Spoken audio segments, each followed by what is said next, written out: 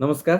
आज म तपाईँहरूलाई अघिल्लो चुनाव अर्थात् 2079को कास्की क्षेत्र नम्बर 3मा प्रमुख दलहरूले कति मत प्राप्त गरेका थिए म जानकारी दिन चाहन्छु।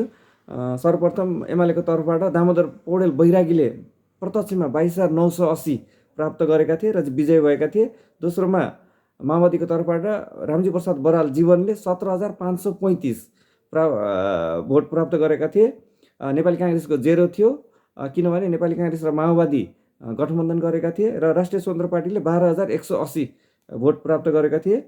र समानुपातिकमा भन्नुपर्दा एमालेको तर्फबाट 19,346, नेपाली माओवादीको तर्फबाट 3,963, नेपाली काङ्ग्रेसको तर्फबाट 15,831 र राष्ट्रिय स्वतन्त्र पार्टीको तर्फबाट 14,143 भोट गएको थियो र कुल मतदाता सङ्ख्या 1,01,715 थियो। धन्यवाद।